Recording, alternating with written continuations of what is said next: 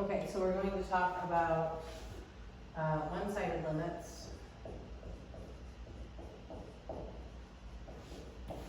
and continuity.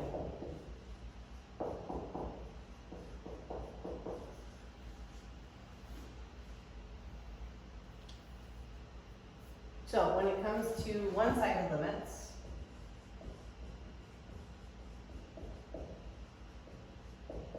you have two types of one-sided limits. You have limits from the left,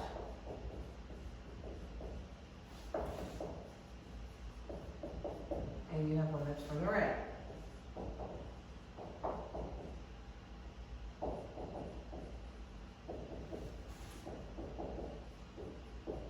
The way that you show that it's a one-sided limit and it's a limit from the left is you have the limit as x approaches c, the little negative sign up here.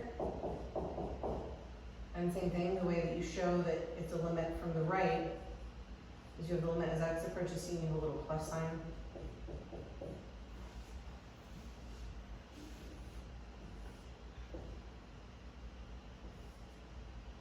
Graphically, when you're coming in from the left, coming in from where the negative numbers live, so you're coming in from this side of the graph.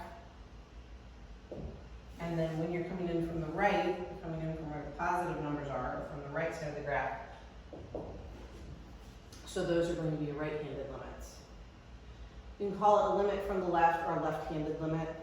I usually call it a left-handed limit, a right-handed limit. So let's talk about how you would find those graphically. So see this there.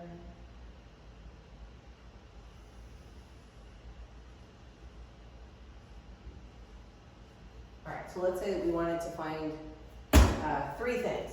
So when we do these now, I'm going to talk about a left-hand limit, a right-hand limit, and then an actual limit just for practice doing all of those things.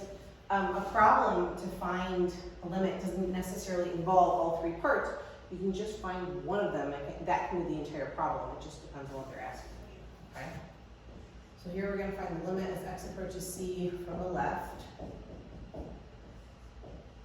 The limit as x approaches c from the right. And then just a basic limit.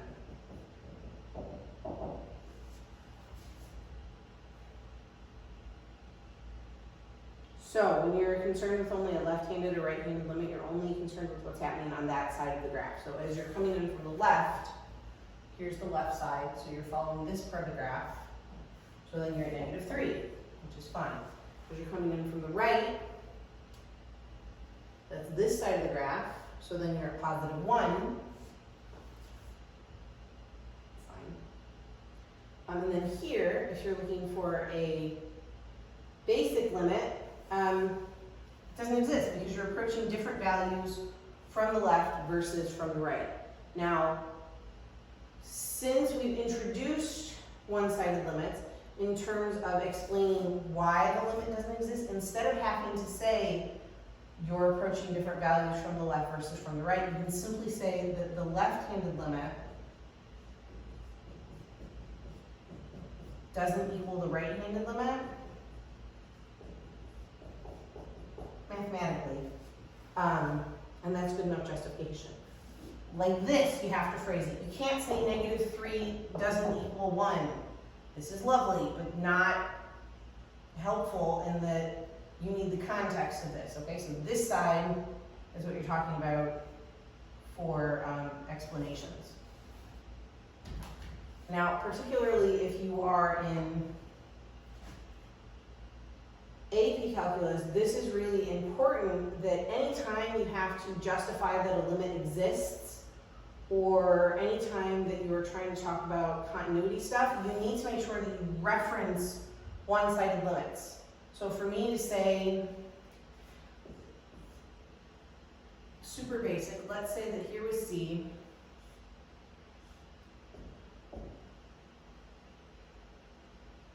and I wanted to say that the limit as x approaches c of f of x was 1, and they want to say, well, explain how you know that. what you would do for this is that you would sit there and you have to say that the left-handed limit is 1, and the right-handed limit is 1, and then since they're both equal to 1, that's how you can say this for sure. So then you can say that the limit as x approaches c from the left equals the limit as x approaches c from the right. So the limit as x approaches c of f of x also equals 1, okay? Not as important for regular calculus, but for AP calculus, it's important that that's how you phrase things like that, okay? So let's say instead of a graph, we have a function.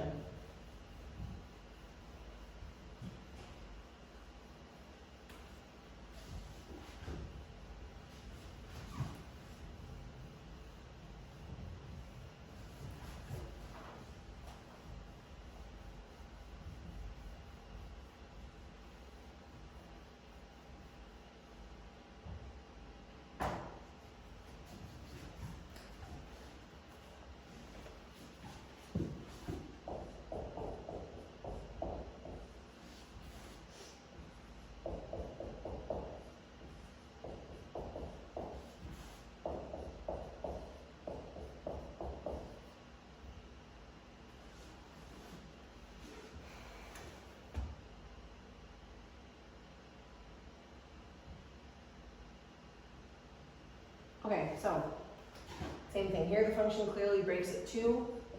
So if you were being asked for the limit as x approaches 2 from the left, that could be a problem. Completely different problem could be the limit as x approaches 2 from the right. Then it just depends on what function you have to look at. So if you're approaching 2 from the left, that's the left side of 2, that's where the negative numbers live. That would be everything that's smaller than 2. So that means that you would have to plug 2 into this top function. Similarly, as you are approaching 2 from the right, that's where the number is bigger than 2 would live. So then you're plugging into this bottom function. If you needed a normal, not normal, but if you needed a basic limit, the limit doesn't exist because same thing, 11 and negative 3, clearly not the same number. But more specifically, you have to say that the left-handed limit and the right-handed limit are not the same thing, okay? In terms of justifying it, because that is how you establish the existence of a limit.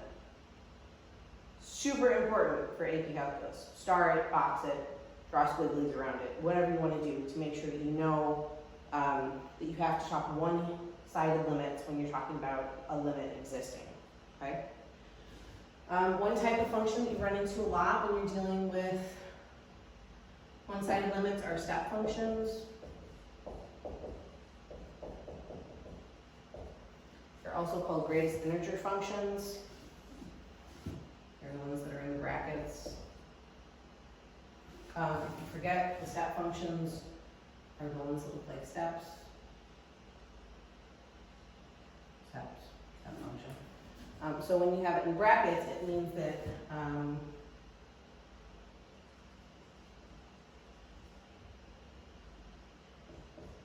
x is the greatest integer.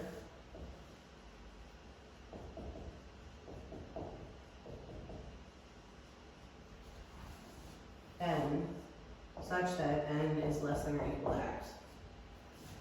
So basically, if you are thinking about it on a number line, if you're at 3, you stay at 3. If you're between 3 and 4, you always move left along the number line, because it's the greatest integer smaller than whatever you started with. So, like if you have 2, it's 2. You have 2.9, you move left, so it's still 2.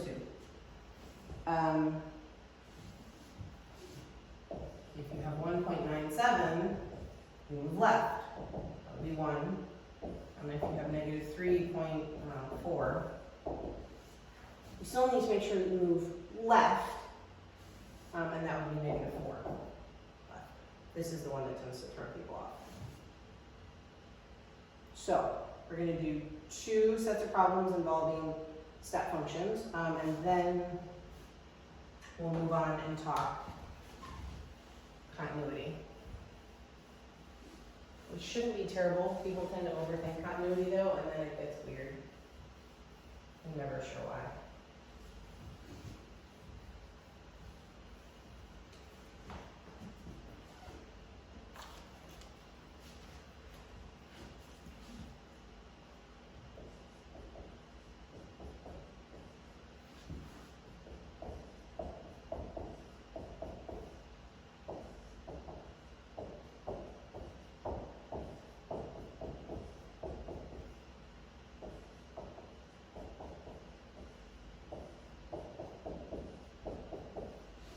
Okay, so we'll do those 3.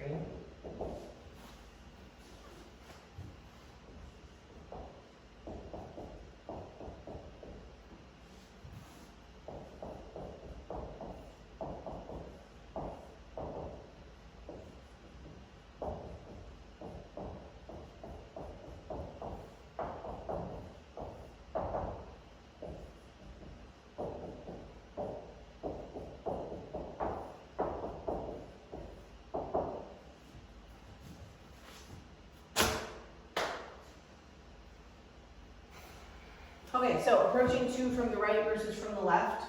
Notice here I put right first and then left. It doesn't matter. Because again, they give you the problem. You just need to know how to figure it out. Versus just a regular limit. What you put in here when it's just x is 2. Doesn't matter what direction you're coming from. What matters is what's going to go in here. Okay? So when you plug in 2, you're looking at 4 minus. Here, if you're coming in from the right, what you need to think about is that you're coming in from numbers slightly bigger than 2. So 2.1, 2.2, 2.3, whatever. So then what spits out of here would be 2, because you'd move left. And this will be 2. Here, what goes in here, doesn't matter what you're thinking about for this section, what goes in here is still 2. But here, if you're coming in from the left, it's numbers slightly smaller than 2. 1.9, 1.8, whatever. So then same thing, you move left. You have 1, so then this is 3. So then this, with no work and teeny weeny amounts of thought, because your right and left-handed limits are not the same thing, this doesn't exist. Okay, step functions will do that a lot. However, they don't always do it. Which brings us to this one. So what goes in here is 1, regardless of direction. So here, as you're coming in from numbers slightly bigger than 1, you're talking like, I don't know, 1.1 and 1.2 and things like that. So you're taking like 1.2, say, and dividing it by 2, and then moving left.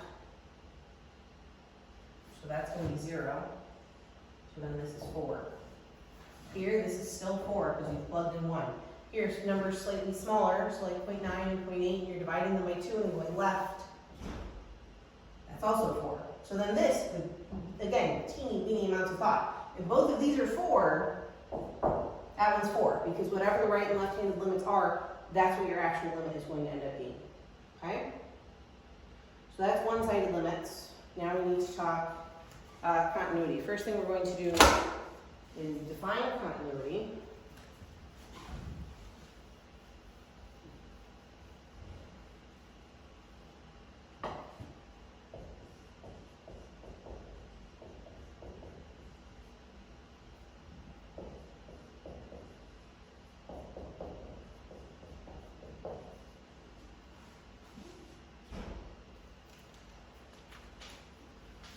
So a function is continuous at C if and only if, which is what that means, it's not just poor spelling. 3 things need to happen. F of C is defined.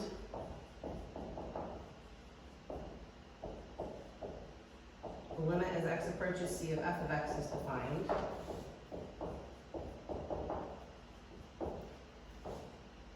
And the limit as x approaches C of f of x equals equals f of c.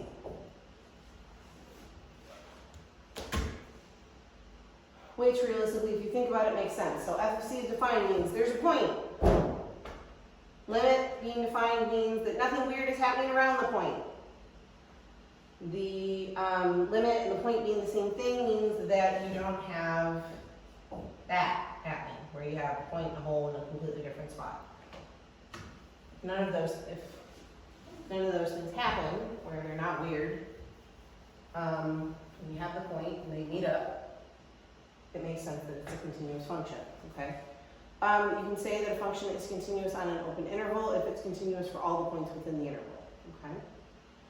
So related to continuity is discontinuity. When it comes to discontinuity, you have two types of discontinuity.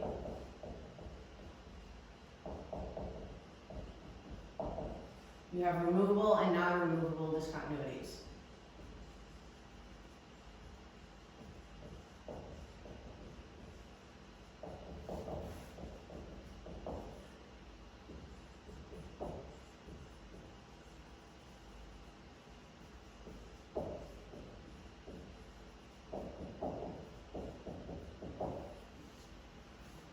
A removable discontinuity can be simplified away.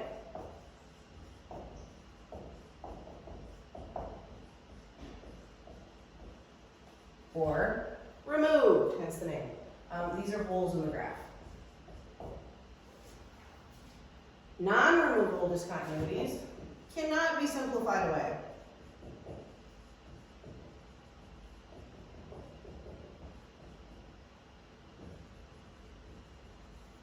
These are asymptotes, or jumps in the graph. Like what happens with your piecewise functions, where they sometimes just gap in the middle. That would be a non-removable type of discontinuity, okay? So, a couple of problems, 1, 2, 3, 4, 5 problems, where we're going to find discontinuity.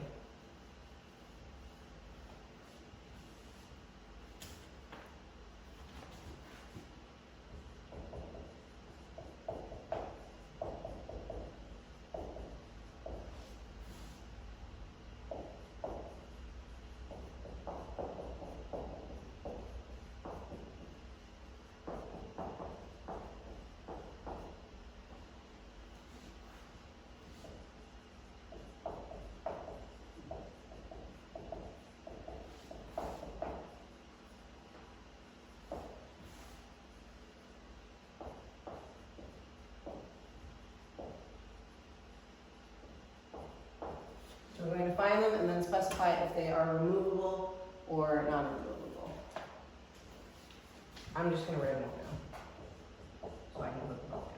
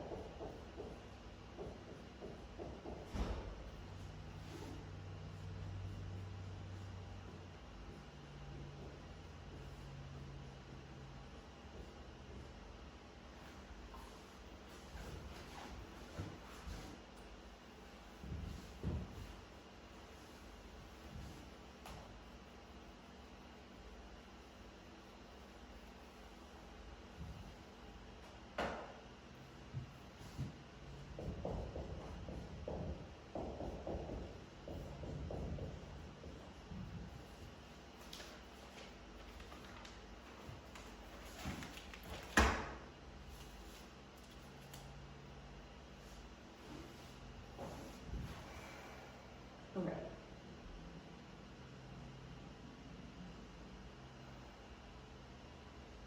So, discontinuities, you generally, when you have rational functions, worry about the bottom parts.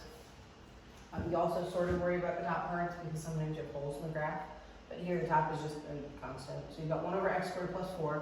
So you'd be worried about where x squared plus 4 is 0. It's 0 at imaginary places, so no one cares. So then this one is continuous everywhere.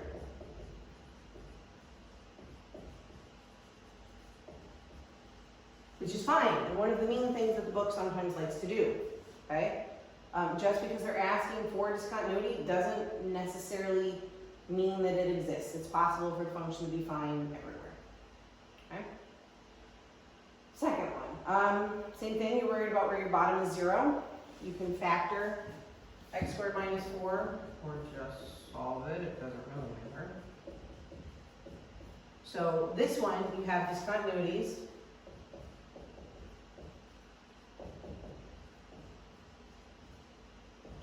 At x equals 2 and x equals negative 2. There is no way to simplify either of those away with algebra. So then both of these are non-removable because they would be asymptotes.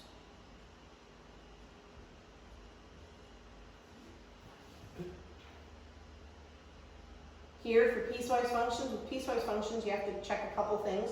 You want to check the individual functions for discontinuities, and then you want to see what happens at 2, because that's your breaking point for this one. So either where the top function opens up at 2, the second function fills it in, and it's continuous, or you have a jump in the graph. And if you have a jump in the graph at 2, then it would be a non-removable discontinuity.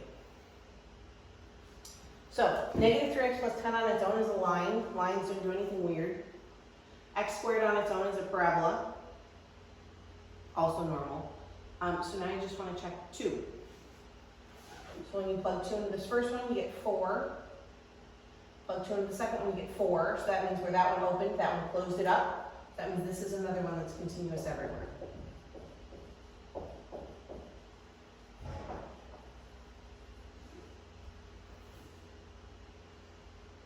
Next one. These functions pop up from time to time. They're nice in that the same type of function pops up, and it will always look the same way, where you have the absolute value of something over the exact something.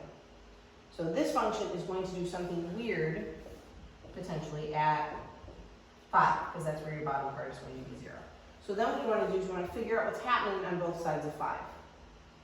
So if you plug in numbers that are smaller than 5, figure out what's going on to the left. Say you plug in 0. You plug in 0, you have the absolute value of negative 5, which would be 5, over negative 5, which would be negative 1. If you plugged in 1, just seeing the trend, you'd have negative 4, which would then spit out 4 over negative 4. So it's still negative 1, which means everything to the left of 5 is going to be negative 1. So then you want to figure out what's going on to the right of 5. So same thing, if you plug in 6, you get 1 over 1. You plug in 7, you get 2 over 2. 8, you get 3 over 3. It's going to be positive 1.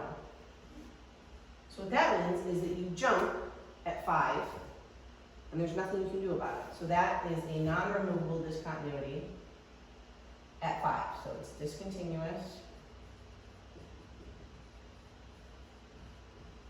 at x equals 5, and because it's a jump in the graph, you can do nothing about it, that's non-removable.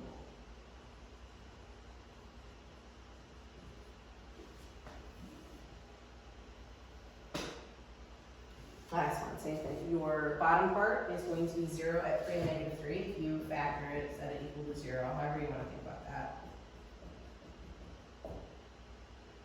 So you have discontinuities.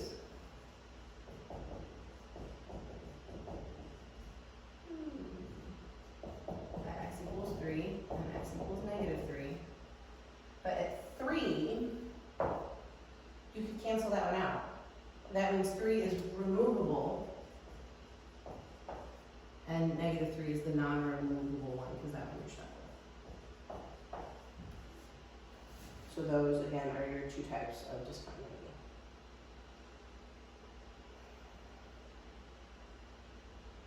Okay, a couple more 2-ish more things about discontinuity, and then we have to talk about something called the intermediate value theorem.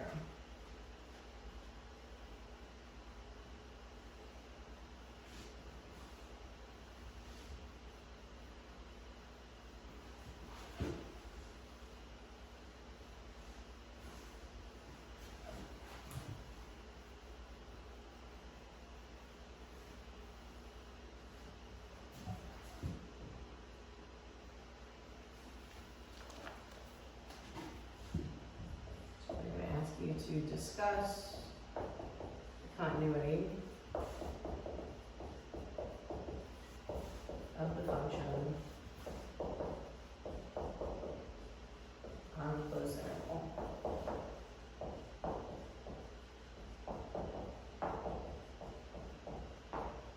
Really, you're supposed to be checking for asymptotes. So let's say g of x is 1 over x squared minus 9 from negative 1 to 3. Okay, so even though they're asking you to discuss it, it's not an in-depth discussion. It can be a super short discussion. So this function is going to be discontinuous at 3 and negative 3.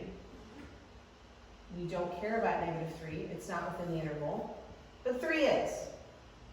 Fine. So that means that this is continuous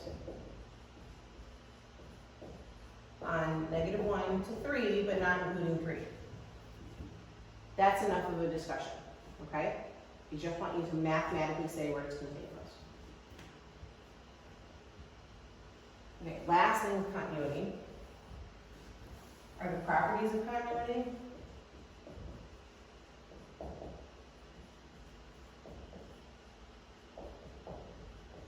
They're on page 75 of your book if you want to look them up. It's section 1.4. So the basics are if you have 1 over, say you have 2 functions. Okay, and you know that they're continuous at 4.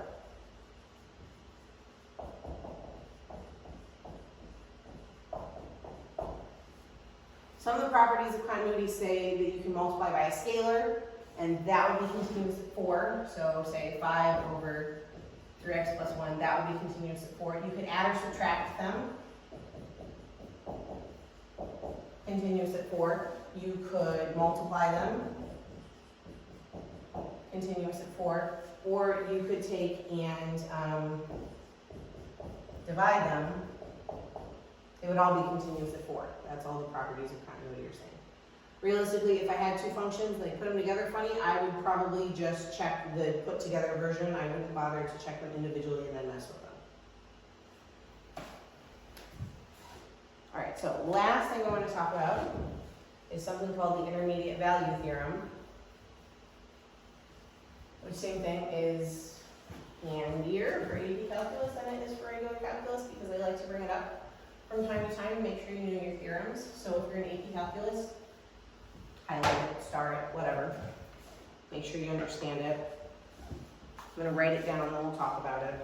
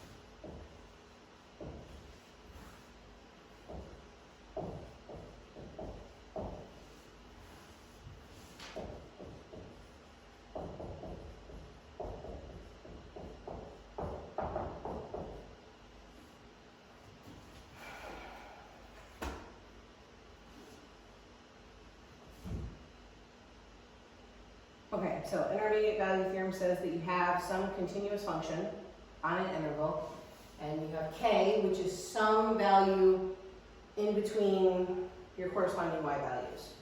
It says then there is this, at least one number c such that f of c is k. Okay, so graphically what you're saying is you have a and b, and you have some continuous function, whether it's squiggly or not. So then here we've got f of a, and we have f of b.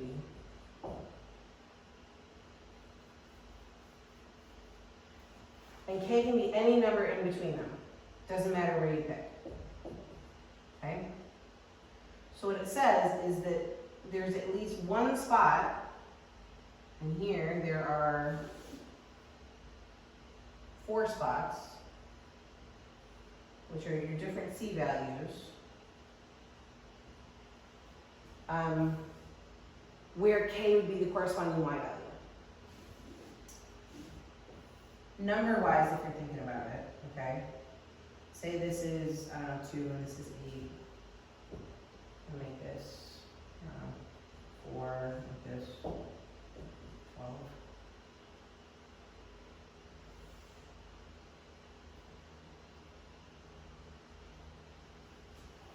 So intermediate value theorem guarantees you, it actually lines up 12. Guarantees that somewhere between x being 2 and x being 8, y is guaranteed to be every single value between 4 and 12. That's all intermediate value theorem says.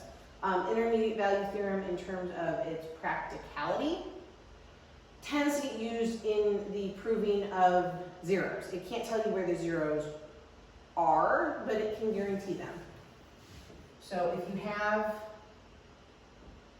an A and a B, where there's a sign change between them, you're guaranteed a 0 somewhere in the middle. Because the sign change, 0 is then in between your 2 y values, is where intermediate value theorem gets used. Not so much on the AP test. They like the generalized version of it. But the question that they're asking when you're doing the homework, they want a sign change, okay?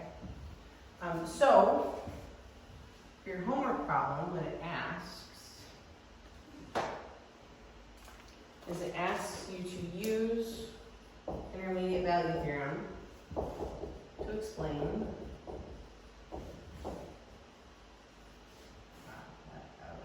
why the following has a 0.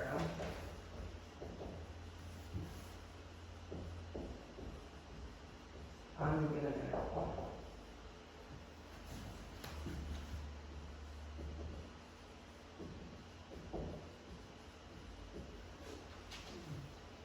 So let's say f of x is 1 over 16 x to the 4th minus x cubed plus 3 and 1 to 2. Fine. So if you're using intermediate value theorem to explain something, all they want you to do is figure out f of 1 and f of 2. And realistically, they don't even care what the numbers are. They just care if they're positive or negative, okay? So f of 1 is 33 over 16. But again, no one cares what the number is. They care that it's greater than 0. F of 2 is negative 4. No one cares. They care that it's less than 0. So, in terms of explaining, and I'm not going to write it down, I'm just going to say it, and you need to write it down. The fact that there is a sign change, okay, where one is positive and one is negative, means that you had to have a 0 on the interval, because 0 is between your positive and negative numbers. That's it. That's all they're asking. Okay? So, positive, negative means you cross the axis at least once. You might have crossed it 30 times. Intermediate value theorem can't tell you that. It just guarantees 1. And then that is it. Continuity and one-sided limits and intermediate value theorem.